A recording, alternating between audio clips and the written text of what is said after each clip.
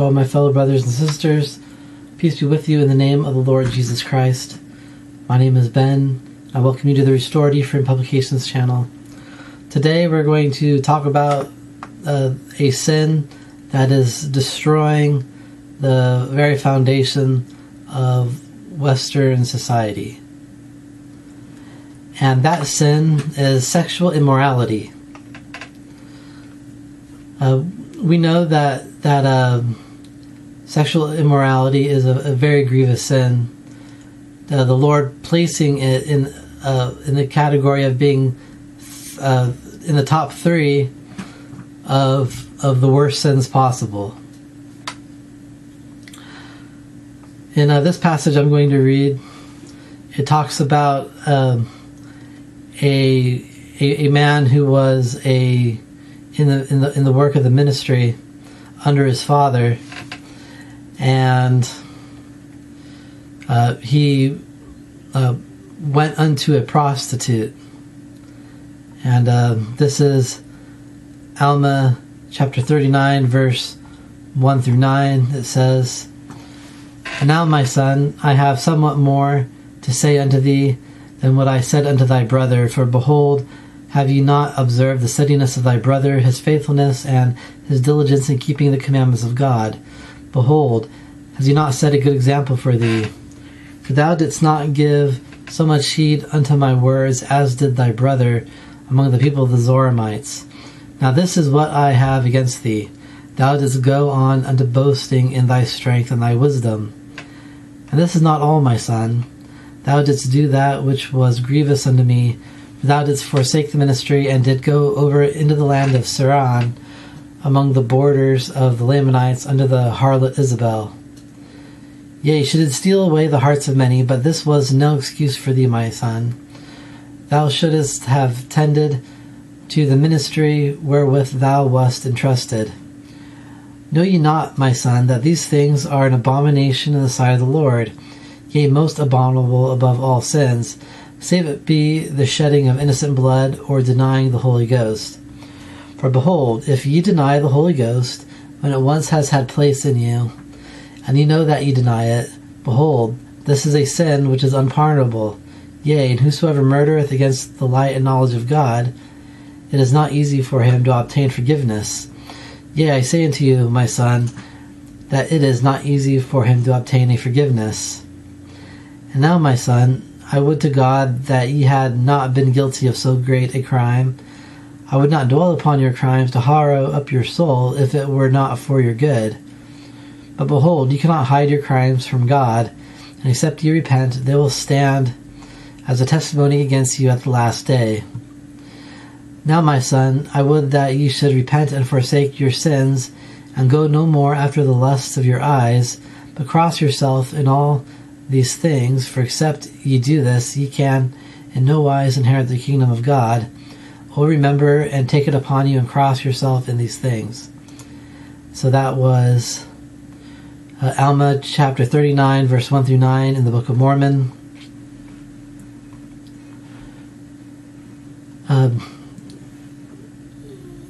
Just going to read this line here out of verse 11 of the same chapter. It says, "Suffer not the devil to lead away your heart again after those wicked harlots."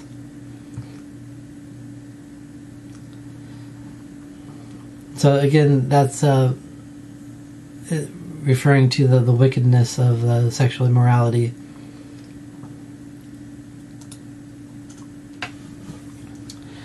Now another scripture says this is Jacob chapter 2 verse 28 and 29 in the Book of Mormon. It says, "For I, the Lord God, delight in the chastity of women, and whoredoms are an abomination before me. Thus saith the Lord of hosts. Wherefore this people shall keep my commandments, saith the Lord of hosts, or cursed be the land for their sakes."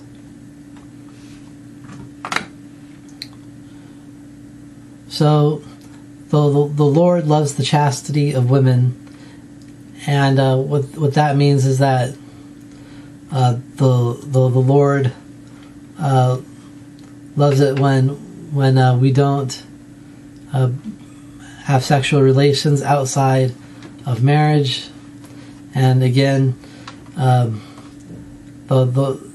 only form of sexual relations that is good before the Lord is between a man and woman that are married, and everything outside of that is a sin and sexual immorality. But you might ask yourself, how does this destroy the foundations of Western society? Understand that the true foundation of Western society is the family unit. And anything that destroys the structure of the family is an abomination before the Lord. Now,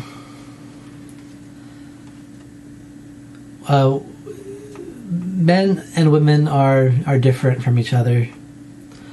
The Americans are starting to not understand the difference, and the reason for that is that when you get rid of gender roles, then there's no meaning to gender, and so it can mean whatever you want.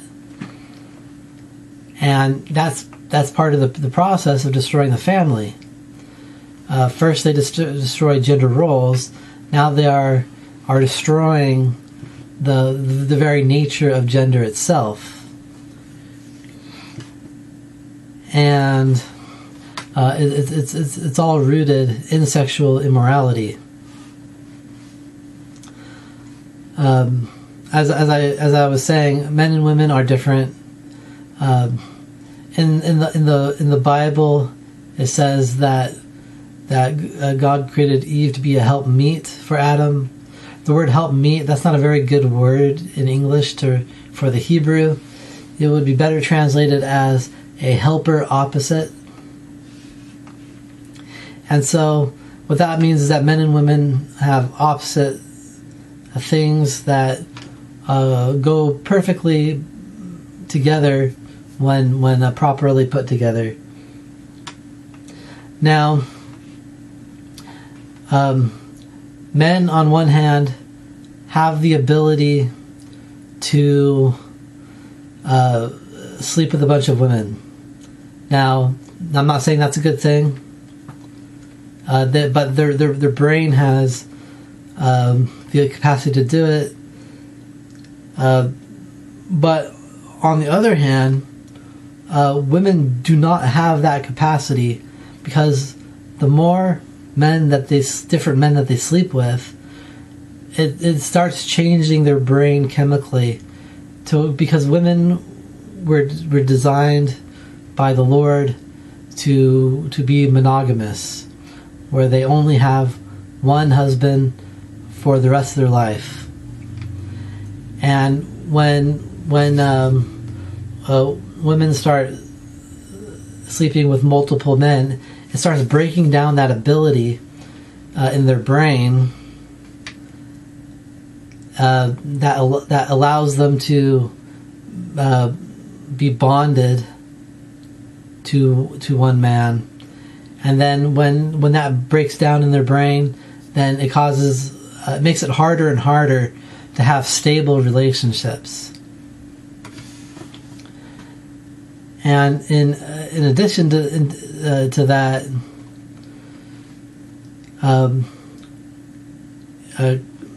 creating this free love atmosphere makes it so that it cheapens the purpose of sexual relations and makes it very selfish. The purpose of sexual relations, the primary purpose is to bring offspring into this world, so that more of the spirits of sons and daughters of God can enter into this world. Now, it's also partially about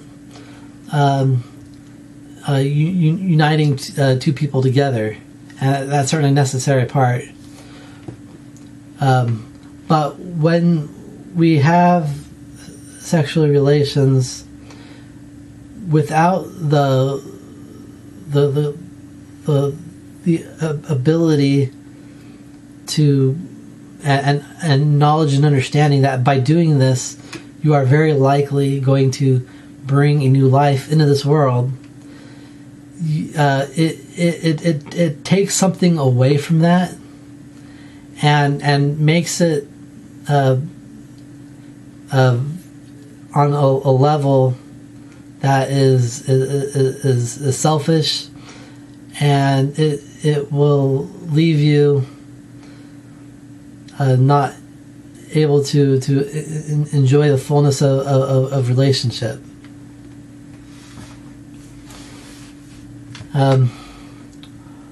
We also see that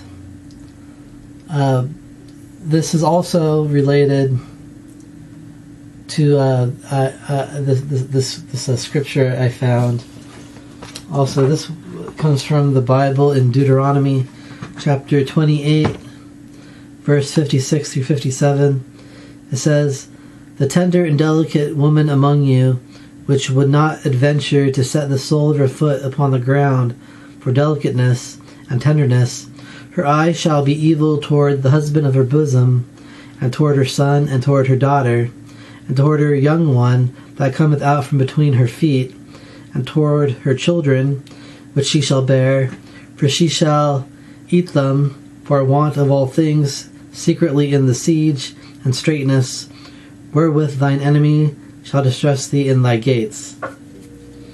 So this is a prophecy of the Lord giving to the Israelites that if they turn away from the laws of God, all these horrible things are going to happen. And this is one of the promises that was done upon it. And it shows that and it shows that feminism is the result of the society of our society not keeping the commandments of the Lord. And it says right here in the prophecy, it says that before women were tender and delicate among you, which would not adventure to set the sole of her foot upon the ground for delicateness and tenderness. And what that is referring to is that women wouldn't seek to really go out of their homes. They would stay at home and take care of the things there, because outside the home is a lot of hardship and danger. And then the punishment, that even though they had their women like that, a change would come upon them, and it says, "Her eye shall be evil toward the husband of her bosom." So the women shall look at their husbands evilly, and they shall look at their children evilly. It says, "and toward her son and toward her daughter." And then beyond that, it says that the next step after that is that she will eat them for want of all things secretly in the siege, referring to the children. And so the end result of that path is that after women look towards their husbands and their children evilly, then they will be able to kill and eat their children for want of food. And we're going to see that happen upon this land because we're following the pattern. And so, I'm not placing blame on anybody. This is a societal problem, and we need everybody's cooperation to make things right. And we must not participate in hookup culture. We need to not be led around by our lust. to do things that we shouldn't, that are against the law of God.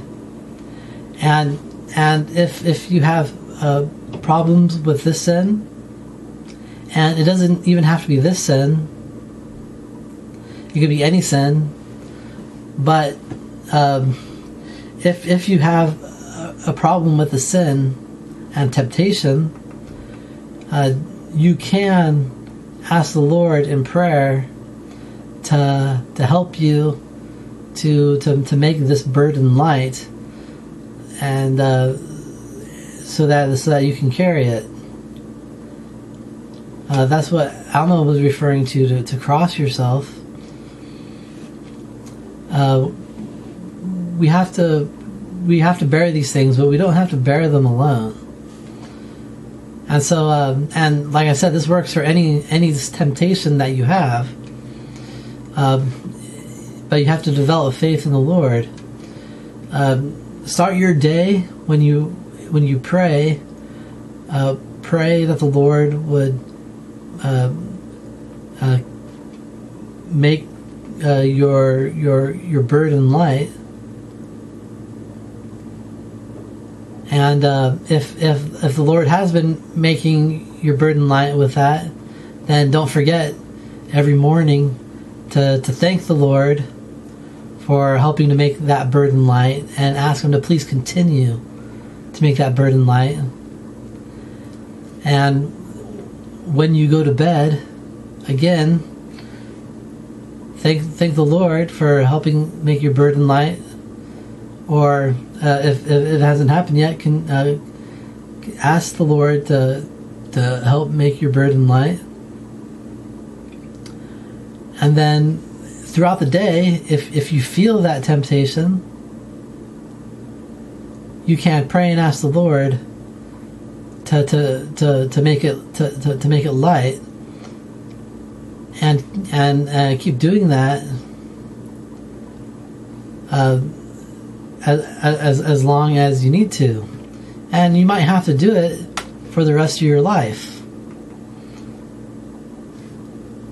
because it depends on the sin. And sometimes it's something that we're called to bear, and we have to watch it and ask the Lord to help us to watch it. Or sometimes we can cast it away completely and not look back. But everybody's different, and whichever way works best for you is the way that's best for you. And what I said has just been suggestions, of course. But I know that this process works, that the Lord can help make whatever burden we're feeling, sin-wise, temptation-wise.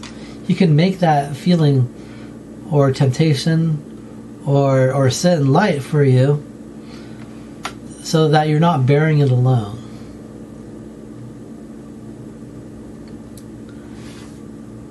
And I leave this with you in the name of Jesus Christ. Amen.